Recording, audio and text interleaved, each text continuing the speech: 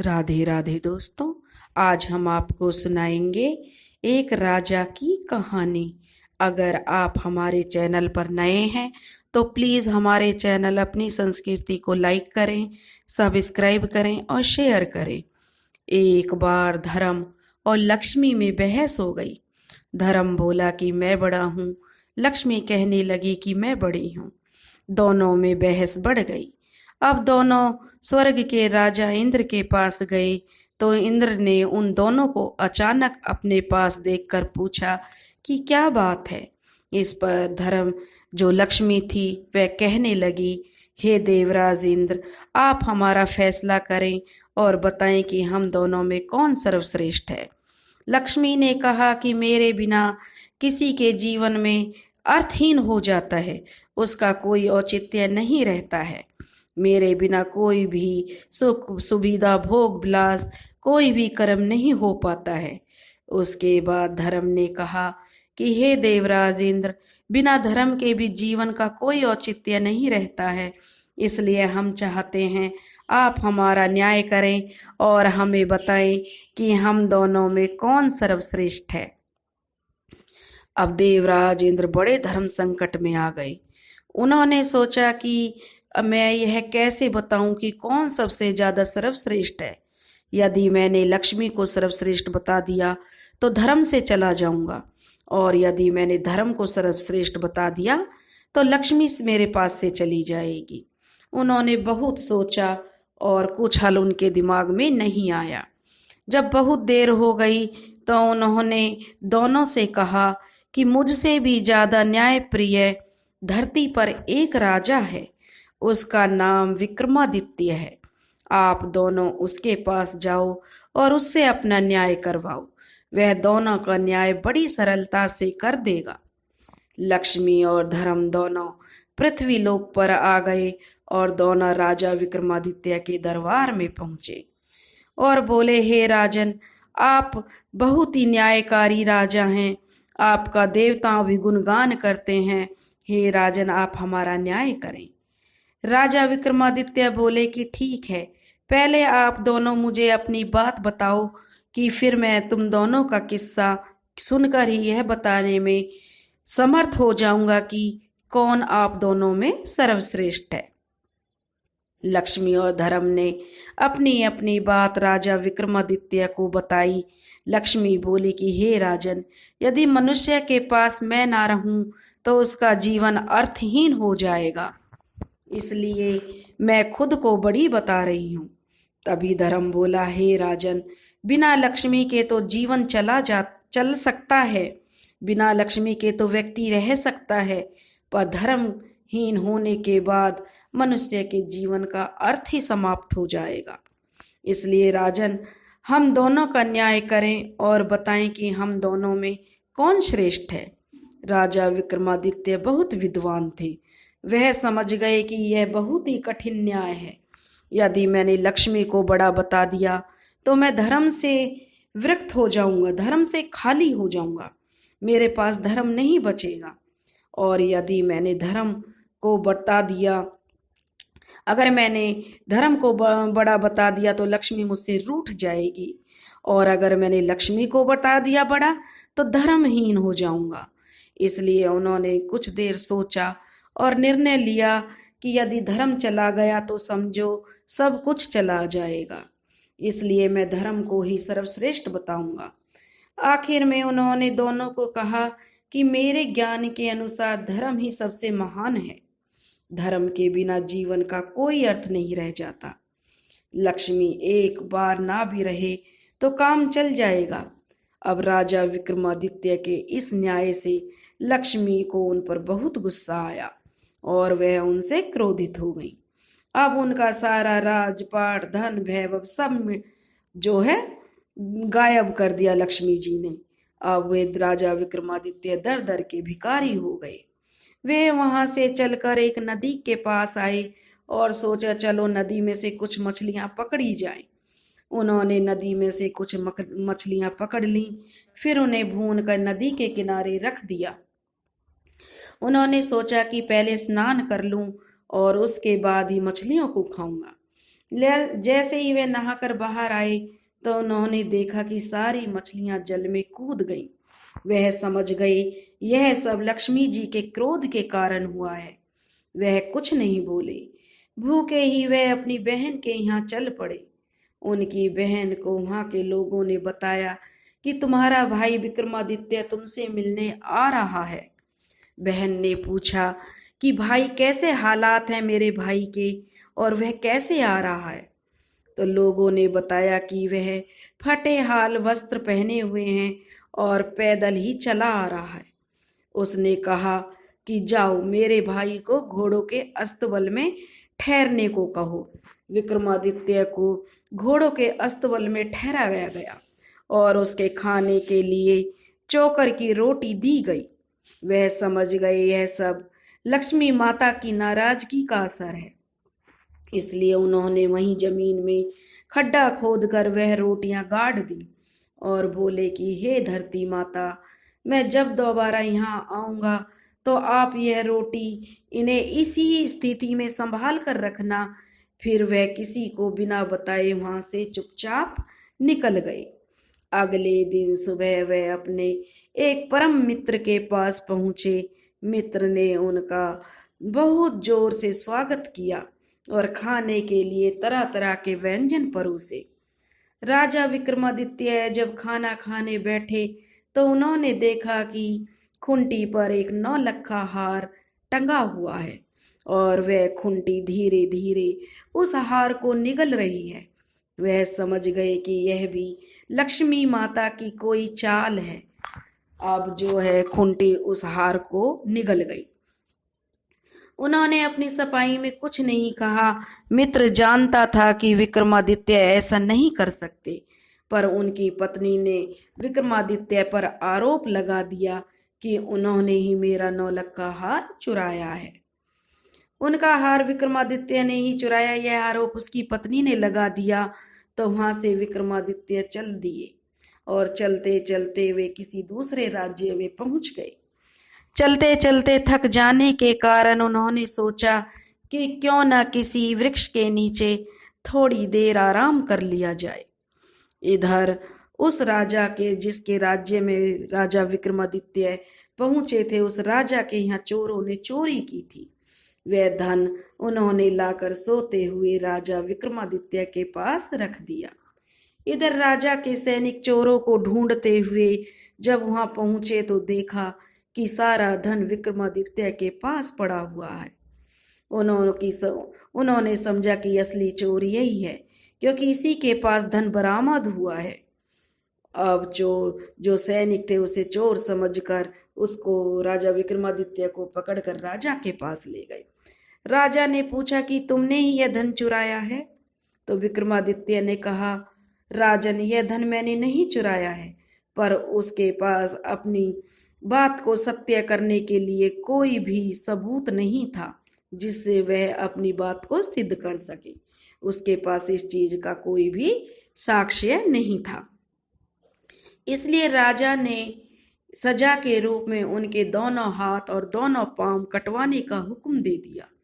सैनिकों ने उनके दोनों हाथ पांव काट दिए और बाजार के बीचों बीच उन्हें एक चौक पर बैठा दिया और साथ ही उनके पास एक जूता रख दिया और वहां पर लिख दिया कि जो भी यात्री इधर से गुजरेगा उन्हें 5 जूता अवश्य मारेगा।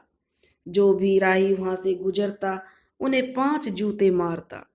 एक बार उस राज्य का एक तेल निकालने वाला तेली उस राह से गुजरा जहां पर राजा विक्रमादित्य घायल अवस्था में पड़े हुए थे। राजा ने उनसे कहा कि हे मित्र, मेरे पैर पर मक्खियां बैठ रही हैं जो मेरे घाव में बहुत पीड़ा पहुंचा रही हैं। इसलिए यदि तुम मुझे थोड़ा सा तेल लगा दो तो तुम्हारा बहुत ही उपकार होगा। पहले तो तेली हंसा और फिर बोला, एक तो तुम मुझसे प्रार्थना कर रहे हो, दूसरा मुझे मित्र बोल रहे हो, क्योंकि वह तेली एक बहुत ही सच्चा और दयालु व्यक्ति था। उसने थोड़ा सा तेल उसके घाव पर लगा दिया। उस दिन जब वह तेल बेचने गया तो उसका तेल शाम तक बेचने के बाद भी उतना ही बचा रहा। उसे बड़ा आश्चर्य हुआ कि आज ऐसा क्या हुआ है कि मेरे घड़े का तेल खत्म ही नहीं हो रहा है। उसकी समझ में अब आ गया कि यह सब उस घायल व्यक्ति के कारण हो रहा है। वह जरूर कोई देव आत्मा है। तेल बेचने वाला तेली जब अपने घर पहुंचा तो वह बहुत ही खुश था।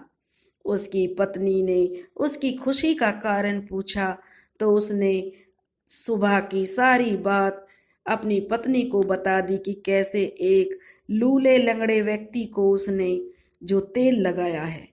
वह बोला वह व्यक्ति जरूर कोई दिव्य आत्मा है। उसकी पत्नी ने कहा कि आप किसी भी प्रकार उस व्यक्ति को अपने घर ले आओ। वैसे भी हमारे कोई संतान नहीं है, इसी बहाने हमें संतान सुख भी प्राप्त हो जाएगा। लेकिन राजा ने कहा लेकिन तेली ने अपनी पत्नी से कहा कि राजा ने उसे दंड दिया है, इसलिए हम बिना राजा से पूछे उसे नहीं ला सकते हैं। इसलिए पहले हमें राजा से एक आज्ञा लेनी होगी और उसके बारे में बात करनी होगी। तेली ने अपनी पत्नी को समझाया तो वह बोली कि आप कल सुबह जाकर राजा से बात करना, अब देरी करना ठीक नहीं है। अगले दिन सुबह सुबह वह तेली राजा से मिलने पहुंच गया। राजा ने उससे आने का कारण पूछा तो वह तेली बोला, मालिक, यदि आप आज्ञा दे तो मैं उस लूले लंगड़े व्यक्ति को अपने घर ले आऊं। हमारे कोई संतान नहीं है, इसलिए मेरी और मेरी पत्नी की इच्छा है कि हम उसको अपने साथ रखकर संतान सुख प्राप्त करें। राजा कुछ देर तक सोचता रहा और फिर बोला, वैसे भी वह व्यक्ति हमारे किसी काम का नहीं था, इसलिए तुम उसको अपने घर ले जा सकते हो। राजा की आज्ञा मिलते ही वह तेली राजा विक्रमादित्य को अपने घर ले आया। जैसे ही विक्रमादित्य उस तेली के घर पहुंचे, उसके हर कार्य में बढ़ोतरी होने लगी, हर कार्य अच्छा होने लगा। जितनी उसकी वे सेवा करते उतनी ही सुख समृद्धि उनके घर में बढ़ने लगती। इधर राजा की जो राजकुमारी थी वह बहुत ही सुंदर और विदुषी थी। वह लगभग हर कला के क्षेत्र में पारंगत थी। वह शाम को दीपक राग गाकर महल और शहर के दियों को प्रज्वलित करती थी और फिर जब वह रात को दिए बुझाती तो विक्रमादित्य फिर से दीपक राग गाकर दिए प्रज्वलित कर देते। ऐसा जब 2-3 दिन तक लगातार हुआ तो राजकुमारी को विश्वास हो गया कि राज्य में कहीं ना कहीं राजा विक्रमादित्य रहते हैं, क्योंकि दीपक राग गाने वाले गिनती के ही लोग हैं जिनमें राजा विक्रमादित्य का स्थान सबसे सर्वश्रेष्ठ था। उधर राजा ने राजकुमारी का स्वयंवर रच दिया। दूर दूर के राजाओं को राजकुमारी के स्वयंवर में आने के लिए आमंत्रित कर दिया। जिस दिन राजकुमारी का स्वयंवर था, उस दिन विक्रमादित्य ने तेली से कहा कि हे पिताश्री, मैं भी स्वयंवर देखना चाहता हूँ, इसलिए आपसे प्रार्थना है कि मुझे उस स्थान पर लेकर चलें। तेली ने उसे बहुत समझाया कि तुम चल फिर नहीं सकते हो तो बताओ, कहीं तुम्हें कोई चोट लग गई तो बहुत दिक्कत हो जाएगी। लेकिन जब विक्रमादित्य जिद पर अड़ गए तो वह तेली उन्हें ले जाने के लिए राजी हो गया। वह बोला, प्रातः सुबह मैं तुम्हें स्वयंवर दिखाने ले चलूंगा। थोड़ी देर के बाद राजा का सैनिक यह संदेश लेकर आया कि उन्हें 100 घड़ा तेल सुबह तक चाहिए। तेली ने कहा, अरे भाई, यह कैसे संभव हो सकता है, यह तो बहुत ज्यादा है। वह बोला, मैं कितनी भी मेहनत कर लूं पर सुबह तक 100 घड़े तेल नहीं निकाल सकता। सैनिक कहने लगा कि यह तो राजा का आदेश है, आपको यह कार्य करना ही होगा, वरना आप सजा के लिए तैयार हो जाओ।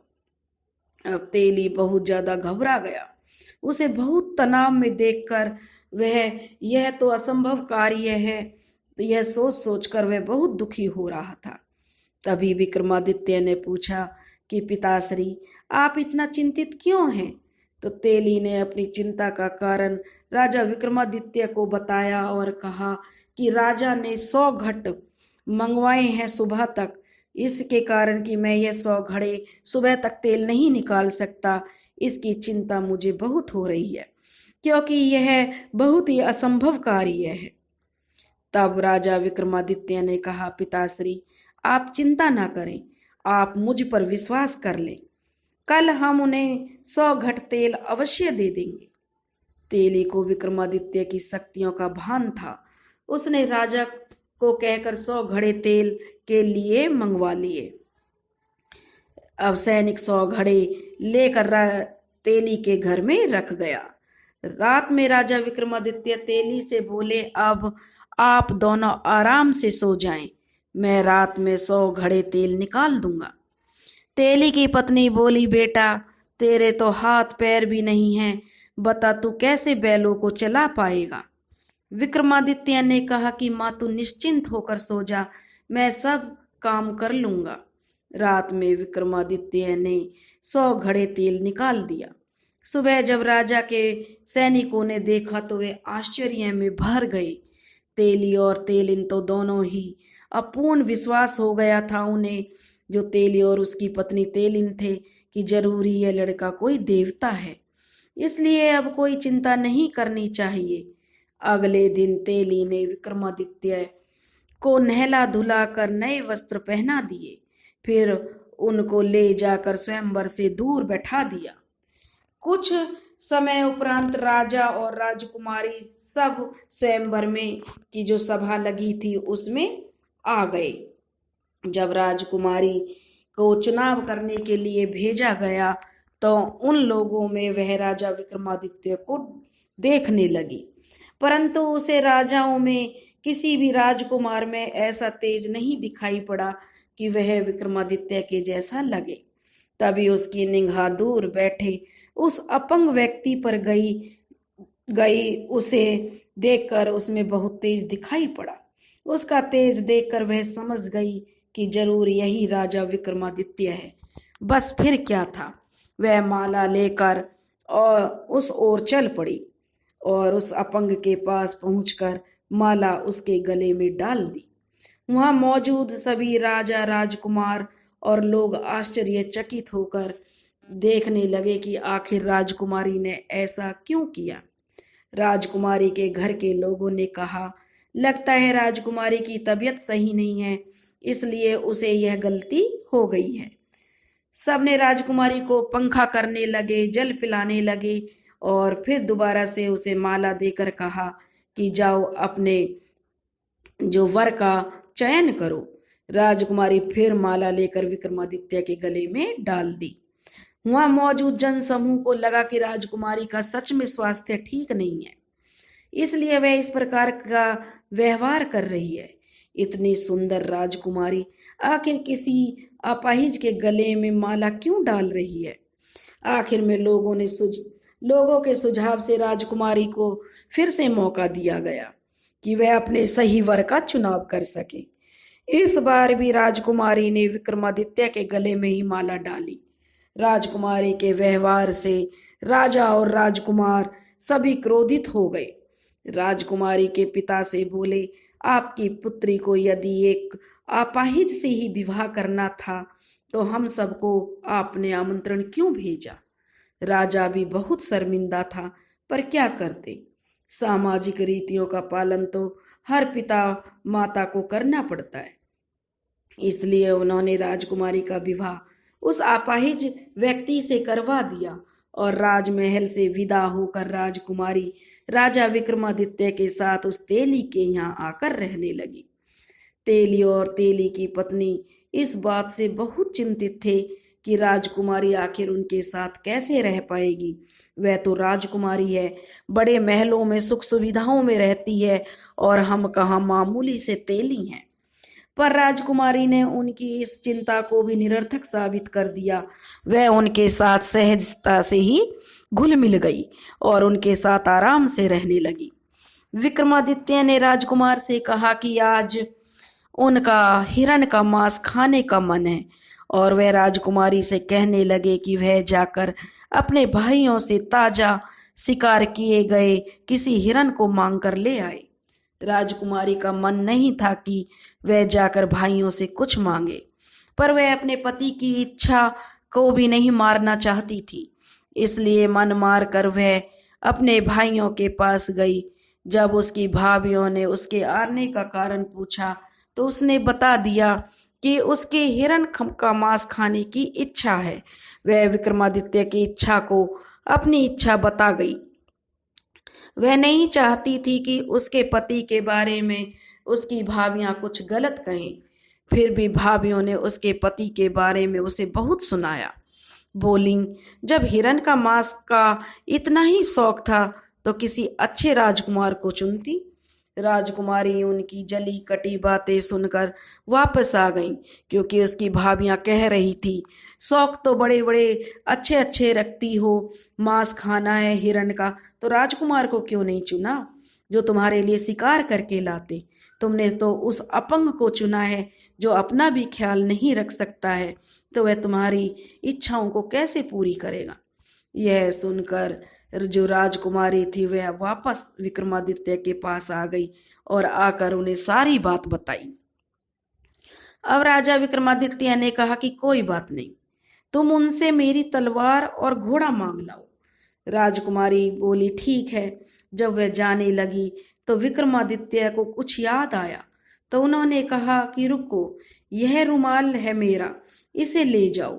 राजकुमारी को यह कहते हुए राजा ने रुमाल दिया कि यदि मेरी तलवार और घोड़ा आने में कोई दिक्कत करे तो उन्हें यह रुमाल दिखा देना, वो चुपचाप आ जाएंगे। जब राजकुमारी वापस महल पहुंची तो उसकी भाभियों ने उसका फिर से मजाक बनाया। राजकुमारी बोली, इस बार मैं हिरण का मांस नहीं, उनका घोड़ा और तलवार लेने आई हूँ। तलवार और घोड़े ने भी वहां पर आतंक मचा रखा था, हर कोई उनसे परेशान था। तब उसकी भाभियों ने सोचा कि ठीक है, यह यहाँ से इन्हें ले जाएगी तो यह उनका शिकार बन जाएंगे, इससे हमें भी सुकून मिलेगा। उन्होंने शहर से दोनों चीजों को ले जाने की स्वीकृति दे दी। जब राजकुमारी उन दोनों तलवार और घोड़ों को लेने गई तो तलवार सांप बनकर उसे काटने को दौड़ी और घोड़ा भी दुलत्तियां मारने लगा। अब राजकुमारी को कुछ समझ नहीं आ रहा था। तभी उसे याद आया कि विक्रमादित्य की कही बात कि उन्हें जब दोनों आने में आनाकानी करें तो मेरा रुमाल दिखा देना।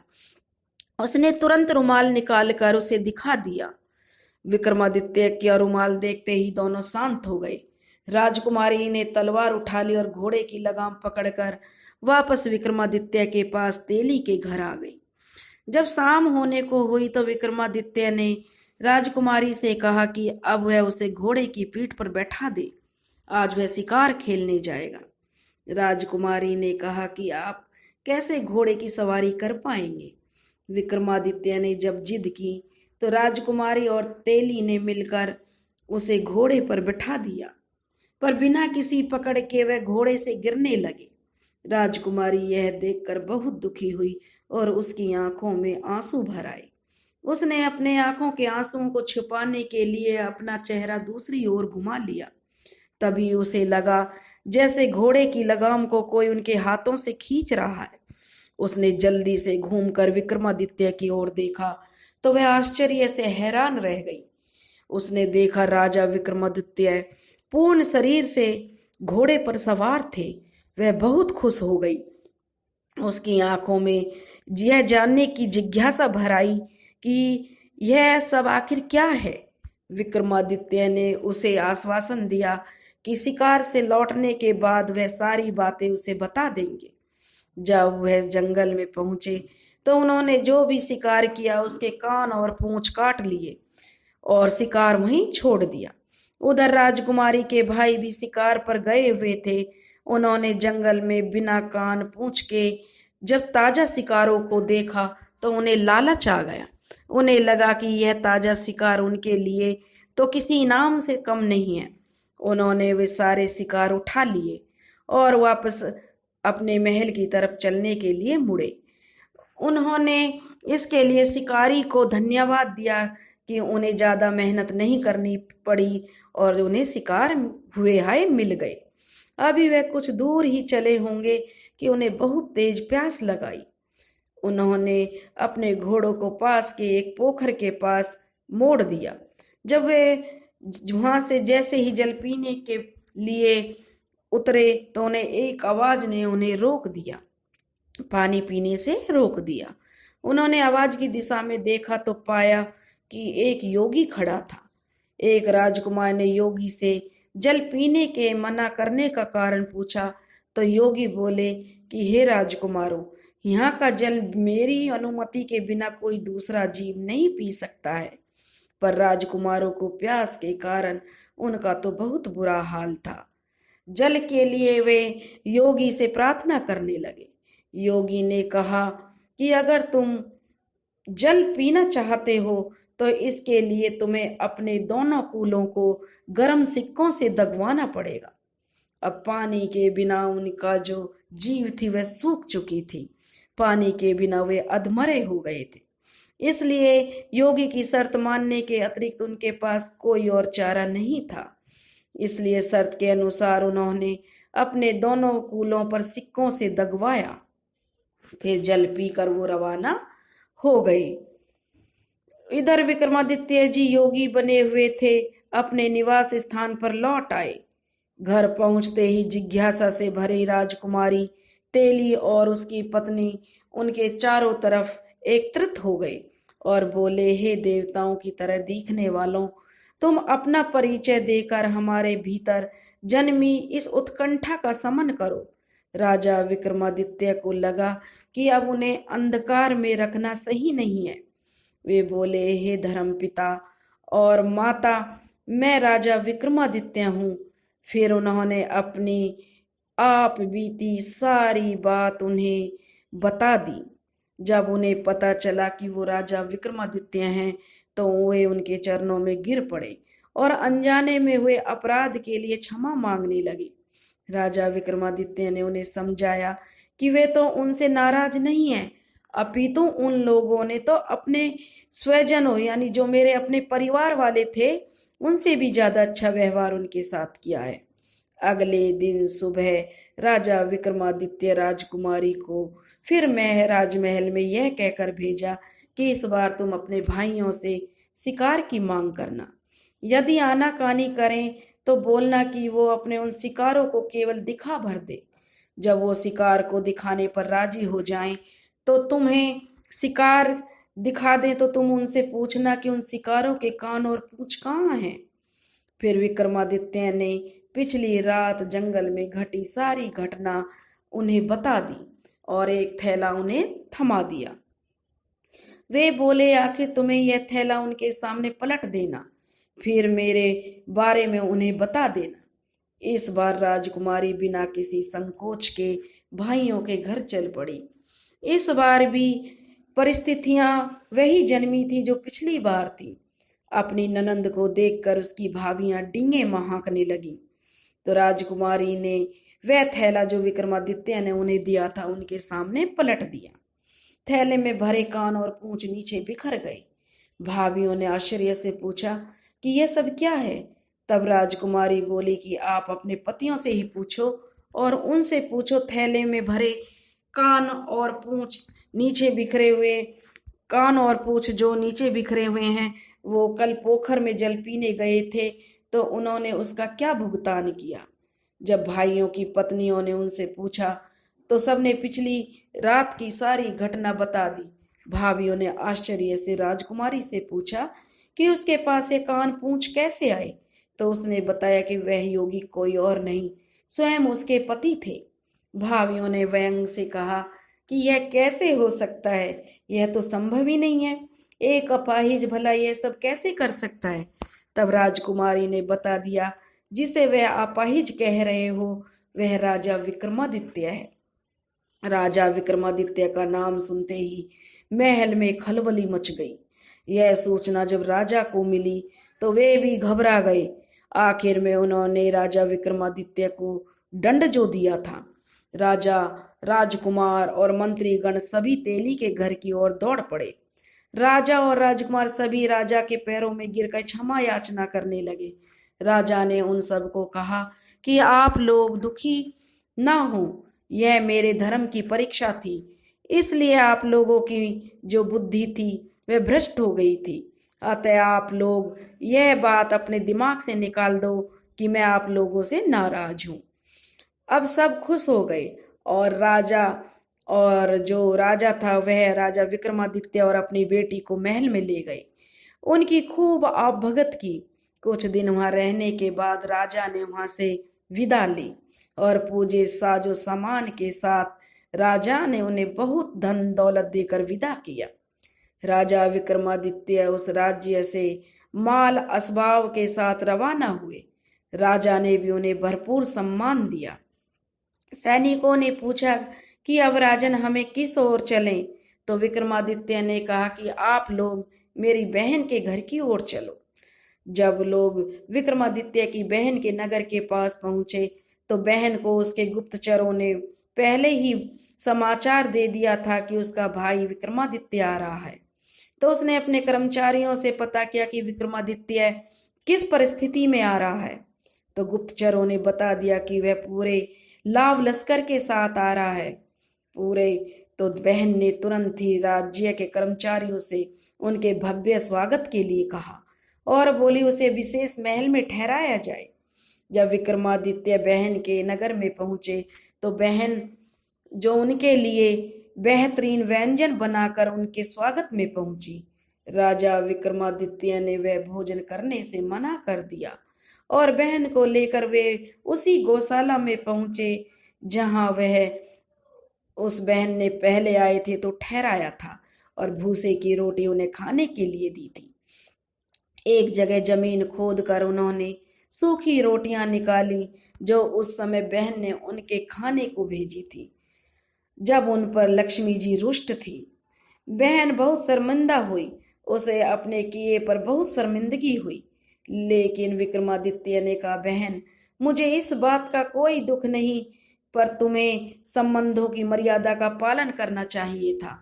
अगले दिन वे वहां से रवाना हो गए। अपने कर्मचारियों से मित्र के घर चलने को कहा। जब वह मित्र के घर पहुंचे तो मित्र बहुत प्रसन्न हुआ। बोला, तुम्हें प्रसन्न देखकर मैं बहुत खुश हूं। तुम्हारी यह विपत्ति टल गई, यह देखकर मन बहुत आनंद से झूम रहा है। आपसे मेरा अनुरोध है कि आज रात कम से कम मेरा आतिथ्य स्वीकार करें। विक्रमादित्य ने कहा कि मित्र, मुझे तो खुद भी तुम्हारे यहाँ रुकने की इच्छा थी। वह विक्रमादित्य को लेकर अपने विशेष कक्ष में गया। वे दोनों मित्र के बीच पुरानी बातों को लेकर चर्चा हो गई। रात को खाने के समय विक्रमादित्य को वही भोजन परोसा गया जहां पर खुंटी ने हार निगला था। विक्रमादित्य जैसे भोजन करना शुरू किया, खुंटी हर निवाले के साथ उस हार को उगलना शुरू कर दिया।